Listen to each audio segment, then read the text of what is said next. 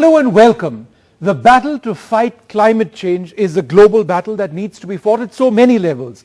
As we look to reduce global warming, there's a desperate need to focus on water scarcity and the loss of topsoil, for example, and the need to replenish our forest cover.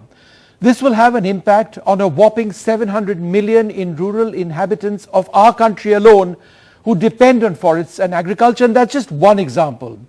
The World Economic Forum, with whom we've been associated for more than 16 years now, is now promoting its Trillions of Trees Foundation called 1t.org, with several Indian companies having pledged to grow 100 million trees by 2030. Joining us now, a very special guest, Nicole Schwab. She's the co-head of the Nature-Based Solutions and a member of the Executive Committee of the World Economic Forum. Thanks, Nicole, very much for being with us. It's something that we really must talk about, the process of afforestation, and certainly it's a huge issue in India where we face the impact of climate change almost on a daily basis. It's such a hot summer, for example. It wasn't quite like this even a few years back. India has made a certain number of pledges. How significant is that? Yes, thank you. So just to set this in the global context, we used to have 6 trillion trees on the planet. We have 3 trillion trees now, and we are suffering the consequences. India is really playing a leading role, and we are really delighted that we've been able to engage the first 5 Indian companies as part of the Trillion Trees initiative. We have 80 companies globally, and now 5 Indian companies have joined us, Adani, Mahindra, Renew Power, CSC Group, and Vedanta. So I think there's a huge, this is just the beginning. We've just started in India, but there's a huge need to support the government's commitments in terms of increased carbon sequestration, land restoration, increased forest cover. And we feel that a lot of companies are also ready to engage and to play their part in raising our ambition on this important topic. In simple terms, for so many who will be watching this program, this telecast, why is it important to build India's forest cover? India play a fundamental role among many factors that are essential for our survival. First, they sequester carbon. So they are an essential tool in our fight for climate change. They're one of the most effective mechanisms, and they can provide up to 1/3 of the solution globally, in addition to the decarbonization pathways of industry. So they're absolutely fundamental. Second, they restore soil. You mentioned that we need healthy soil to be able to produce the food, and for India this is particularly important as we see that in many places the soil is degrading and it is no longer fertile enough for the type of productivity that we need. Third, they clean the air. I mean, obviously pollution has huge health consequences, and trees act as natural filters that can clean some of these particles and help with the quality of the air. Fourth, water. Again, they filter water, they replenish the soil. And then finally, biodiversity. They are also, when we restore degraded land, we bring back the trees, we bring back a diverse ecosystem, so not just one species of tree, but a diversity. We can bring back the diversity of insects and all other animals that are very important for what we call the ecosystem services that we need. And ultimately, this is key to livelihoods, especially for people living in rural areas. Trees can also be a source of income in agroforestry systems, for example.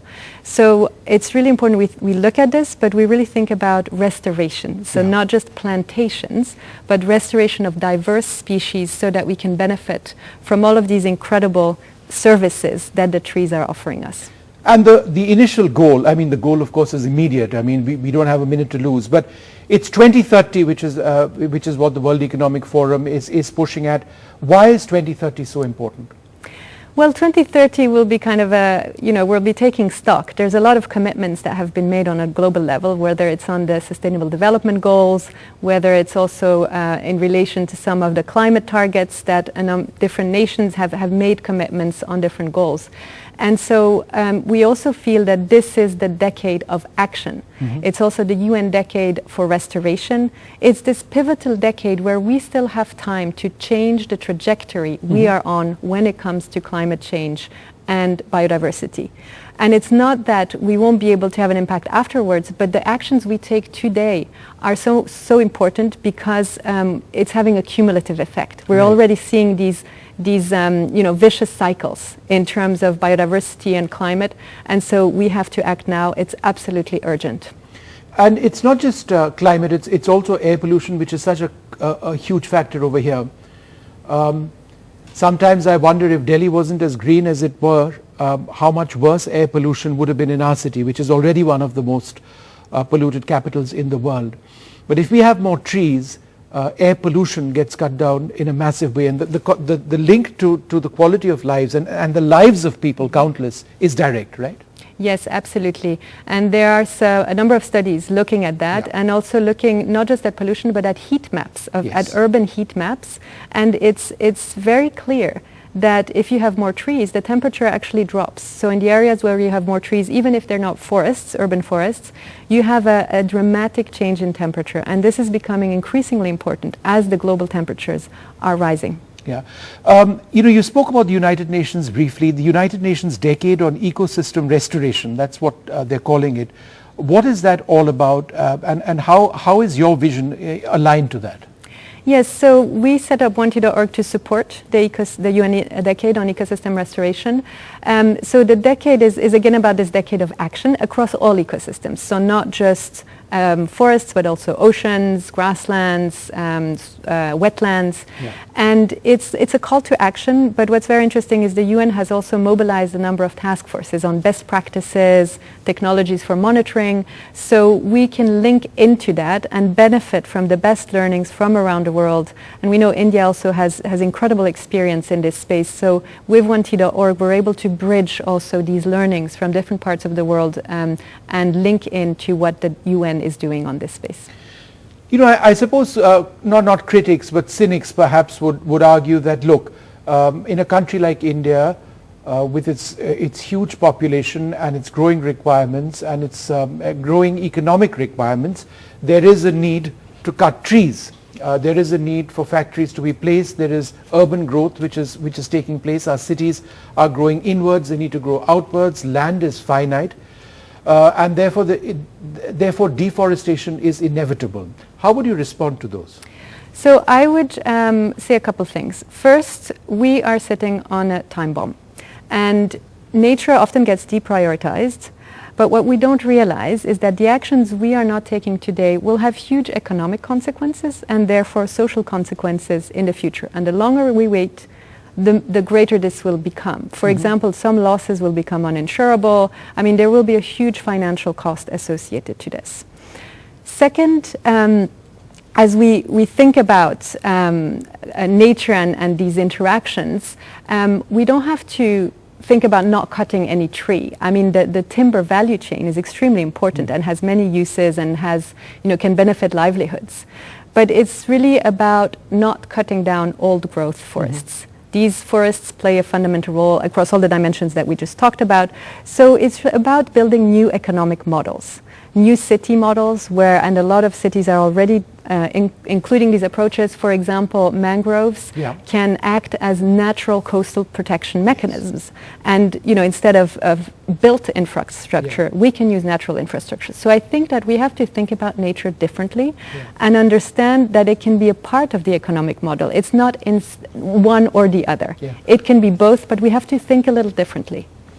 It's so important that you mentioned mangrove forests, and for us in India, mangrove forests are so important in the Sundarban Delta, for example, but also the protection of our coastal interests at a time when we see so many cyclones in the Bay of Bengal and in the Arabian Sea, much more than they've been recorded in the past, where we see sudden storm surges taking place. The protection of our coastal regions through natural ways, for example, forests, whether it's mangrove or other means, is absolutely critical, isn't it? It's fundamental. Mangroves, I mean, as we said, studies show that areas that still have mangroves intact have suffered from much less, 4 to 5 times less damages than areas where those had been cut. Similarly, mangroves also replenish the fisheries. They act as breeding grounds. So there's a direct economic impact on the local fisheries. And then finally, mangroves can also sequester more carbon than tropical forests. So they really, they're so amazing. And India having, 1/3, I think, of its coastlines has mangrove ecosystems. Yeah. That really is a priority ecosystem that we must conserve. Also, really for the socioeconomic benefit of our local populations. In as much as we talk about 1t.org, and you are such a well-known naturalist, and you've spent your life studying this. We have incredible coral formations in India, and we face a fundamental threat not just in India but in so many parts of the tropics. With the rise in seawater temperatures, there's a rise in seawater levels, coral formations can be devastated, and along with that the lives that depend on these coral formations. How important is that an issue when we talk about climate change? It's very important. The role of the oceans is often underestimated. Also, when we think about climate change, especially the role they play in absorbing CO2 and absorbing heat. But that's when we have to think of these tipping points, because nature does not operate in linear forms. Mm-hmm. And a lot of scientists are very concerned about these tipping points because the oceans have been playing such a role, and now with the increased acidification, the death of the corals, we really must take action, and that includes all of the things we've already discussed, and rapid action also on decarbonization. Yeah. Are there any inspirational stories from around the world that you can tell us about local communities coming together to plant trees? Well, there are so many. I think what has inspired you? Well, I think we have a community of we call them ecopreneurs. Mm-hmm. So these are entrepreneurs who restore ecosystem. So they build a business model by restoring nature. It can be an agroforestry, it can be ecotourism, it can be all sorts of different approaches. And we now have 130 of those, including more than a dozen in India, from different parts of the world. And I think each one of them has fascinating story, from beekeeping to protect old forests to local communities working on new agroforestry systems to bring back old species that people are no longer consuming, but that we know have huge nutritional benefits and ecosystem service benefits. Yeah. And a final question, how is this going to be, not just now but going forward, a fundamental agenda of the World Economic Forum, afforestation and sustainable growth? Yes, so the World Economic Forum, as part of its approach to nature and climate, has really defined a pathway for a net zero nature positive transition.